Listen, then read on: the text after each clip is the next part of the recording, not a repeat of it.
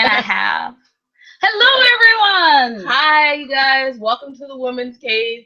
And today we have a very special guest. I mean, she's a lawyer and everything, so I feel like I'm going to get smart today. Woo! I'm excited. But by the way, I'm Jade. And I'm Letonya. She remembers who she is because last time she was taking my identity. And I'm the one with the cute hair. Oh, okay. She's the one with the high hair, the flyness. Wow. And we just went there. But it's okay. It's early in the morning. You guys, you know I still have bronchitis, so hang in there with me. If you see me coughing, if you hear me coughing or like leave, probably because I'm coughing. And that's life. And she's only drinking hot tea today, not hotter tea, because as you notice, there is no third guest who was a bartender for 20 years. So we are stuck with straight tea today.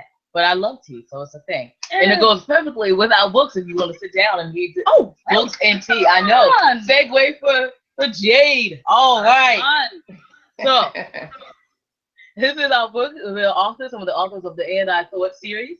And this is the book And I Thought Divorce Was Bad with Other Life Lessons that is available on Amazon.com and BarnesandNobles.com.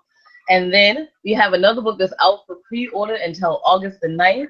And I Thought Being Grown Up Was Easy.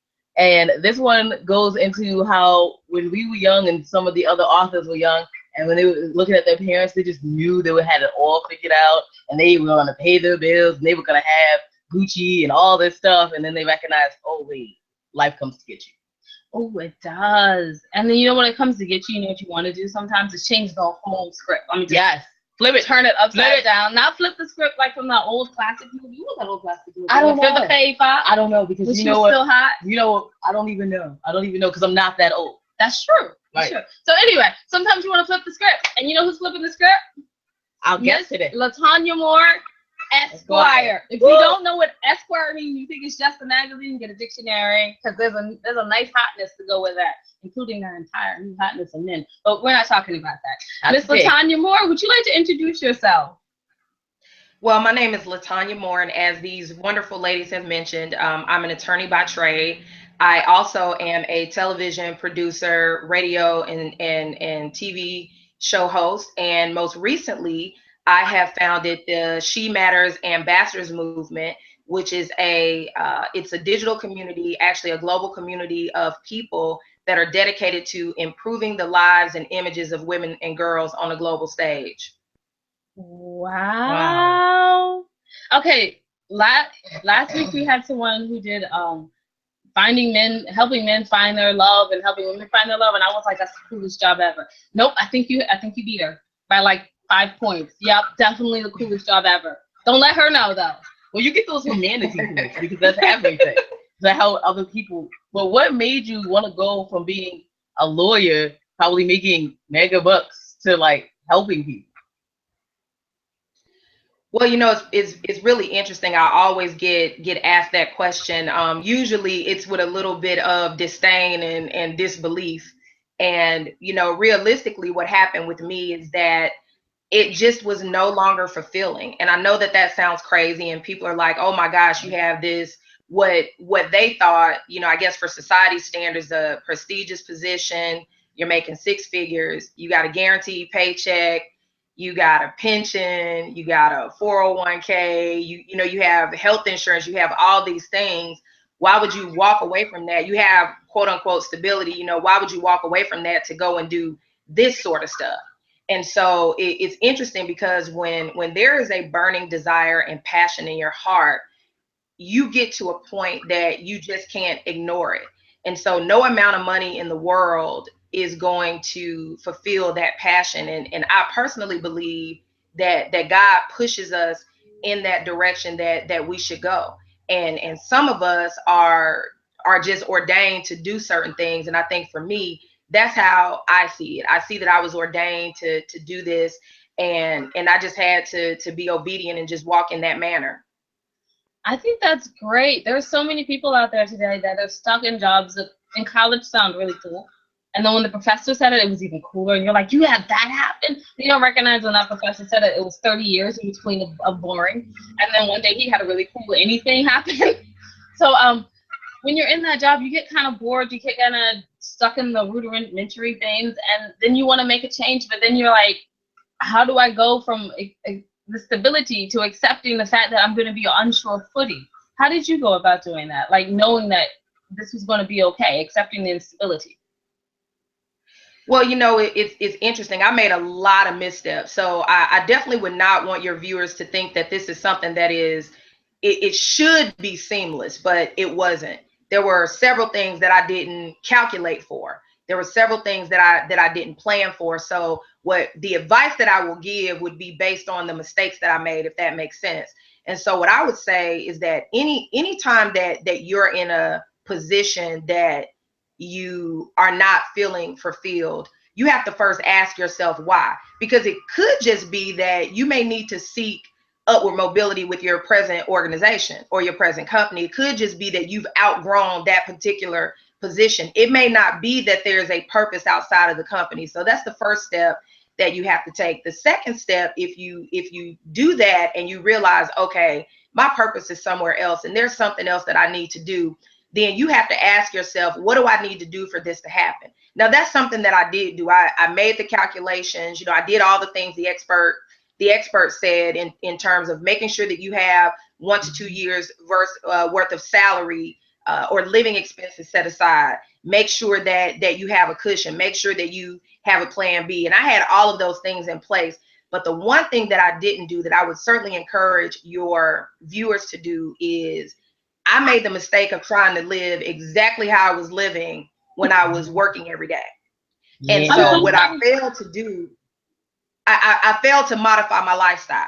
So there were a lot of things that, you know, I should have just said, well, you know, I can't do this now. So that 1 to 3 years turned into about 18 months of, you know, of salary, of living expenses. And my business was already established, but I had not run it full time. And so in addition to that, the other thing that I would suggest, I, again, did not do this, which is why I can suggest this, get a business coach. Get somebody that is going to be honest with you. They're going to hold you accountable, and they're going to just tell you up front, this is just not the way to go. And so, again, I made a lot of missteps that really, really turned into, I wouldn't say a disaster because thank God I'm here, but it really made the transition a lot harder than it would have been had I just done those few things. Oh, okay. See, now when you were talking, and you were saying about modifying, like, yes, we actually do a volunteer work for quite a bit, and that takes some modifying because we try to put like 1,000 hours a year into it almost, and then so you cut back on your full-time job or something like that. So, and then we modify, right? Yes, yeah. You always, and that was a really good point because when you're going for your goals, a lot of time you're still subscribing to what society says is successful. You have to subscribe to what you think is successful. Even if you had a 3-bedroom condo or apartment and then you recognize you wanted to pursue your own passions, your own dreams, you might have to come down to that 1-bedroom or that 2-bedroom, and it's just life. But will you be happier in the end run? Probably.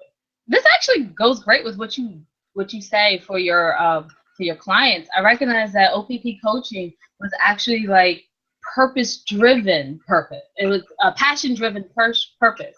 And I thought that was very interesting because we have a lot of coaches, a lot of dating coaches, a lot of life coaches, all sorts of coaches come through here. And one of the things that I haven't seen is passion-driven coaching. This is like heart emotional-driven coaching. How is that different? I guess I already said some of the things is different, but how do you find it different in your clients to have passion-driven coaching instead of just like life coaching? Well, I encourage my clients to think about it like this. If it's something that you enjoy, you may, you know, once you get started in it, you look up, it's 12 hours later and you're not even tired. You're not regretful. You don't have a problem with doing anything that you enjoy, anything that you're passionate about.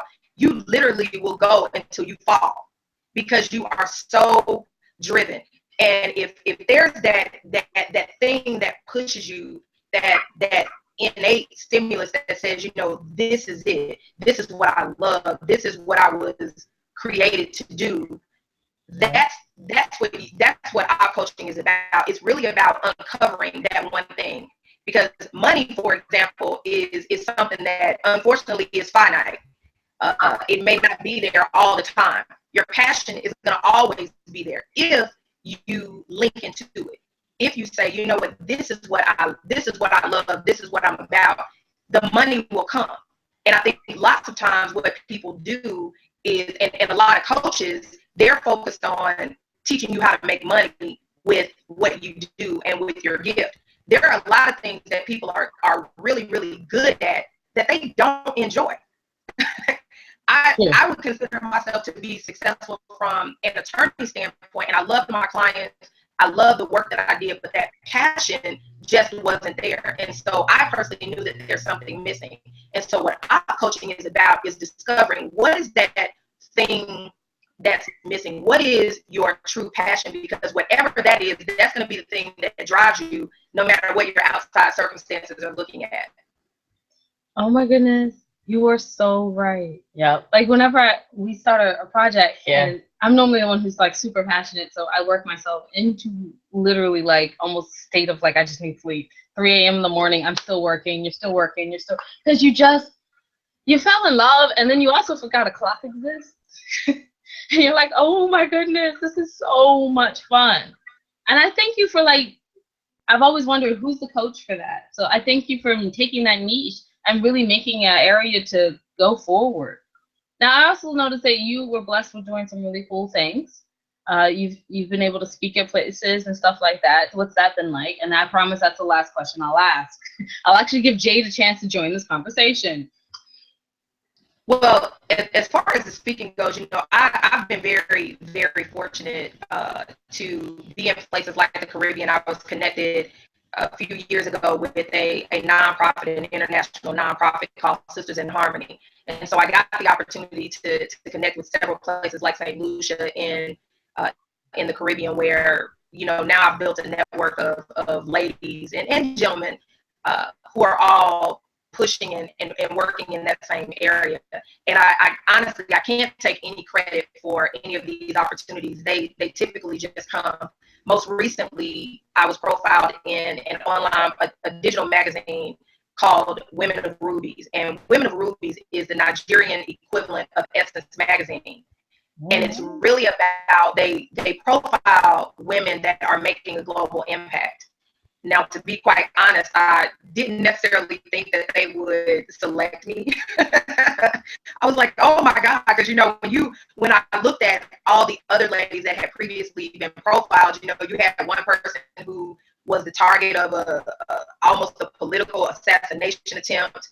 And you know, so now the lady has one leg, and you're looking at all these things and all these people, and I'm like, oh my God, little old me, you know, little old Letonya from Alabama. I don't know if I can measure up. And it's really interesting. I shared that story just to say it's interesting how other people view you and other people view the work that you're doing, because for me, it's really just what I do. It's just my passion. It's not something that, you know, I'm necessarily looking for any type of recognition for, and it's just starting to come. And so I'm really excited about how these opportunities are coming, and they're coming in an organic manner, and they're coming at a time where people really feel like they need what I have to offer. And so I'm really just honored, honestly, and humbled by all of the everything that's out there, just all of the opportunities that are coming. That is so awesome. As you can tell, we both had colds, so that's why we're both clearing our throats. Yeah. I apologize. I'm just not drinking. I'm at the tea stage yet. I'm like, that's okay. I think I can get through this. But anyway, we want to thank you so much for coming, Miss Letonya Moore. Jade, would you like to say something? Oh, no, actually, I was just really enjoying how you were so passionate about your work, and it's very great to have someone passionate. I mean, we are writers and authors. So of course, we're passionate about what we do. And so it's great to have someone that's just as passionate, and a lawyer. Like, so I feel so smart. Yeah. So, Ms. Moore, can you tell us, Ms. Letonya Moore, Esquire, can you tell us where we can find you? Well, anyone can reach out to me at my website, www.letonyamore.com. There you'll find all of the social media links. You'll find out more about the multiplicity of events that we're a part of. And you'll also find out more about our She Matters movement, again, our global movement to improve the lives of women and girls on a global level. Oh my goodness, we didn't even get time to say anything about the She Matters. Now you have to come back so you can explain the whole She Matters thing. You do. Right. Awesome. That's great. Okay, since you got to do all, your plug, You know what we're gonna do next. Plug. Plug. Here we go. So we are No, we're not the authors of No. the back end. No, we're not. Wow. Okay. Go for Okay, it. so we are the authors, as one of the authors of the And I Thought series. And I Thought Divorce Was Bad with Other Life Lessons. And I Thought Being Grown Up Was Easy. They are both available on Amazon.com and BarnesandNoble.com. And you can always check out your ladies at www.andwethought.com. And you can always leave comments or subscribe to our channel. We would love to hear from you. And if you want to email us directly, you can email us at ladies@andwethought.com. Remember, it's your ladies@andwethought.com. Quickly, I want to note that we have a third book coming out in September, and that is the 9 real-life stories of relationships of women who are heartbreak, divorce, who've been through abuse, and come back to have healthy relationships and first-time love. So if you need anything to do with relationship, I also forgot married and continued married. So if you need anything to do with relationships, you might want to pick up that book. Lastly, and while you're at andwethought.com, you can check out our store.